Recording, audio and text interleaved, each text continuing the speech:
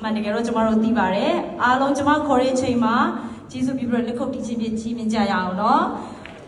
UFC Flyweight Joshua the Fearless ပါအားလုံးပဲလက်ခုပ်တီးပြီးကြိုဆိုကြရအောင်ဗန်မင်္ဂလာပါတခုပဲမေးချင်တယ် CRC အပွဲဖြစ်တဲ့အတွက်ပေါ့နော်ကျမတို့မလေးရှားမှာရှိတဲ့ချင်းလူမျိုးများအားလုံးကိုစားမြန်မာ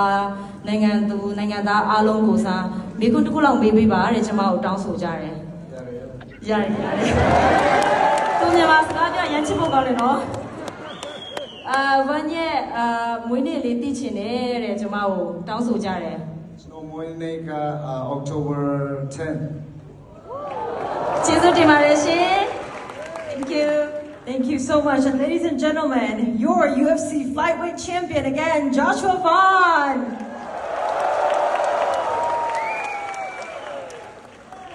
Lona Damnawa.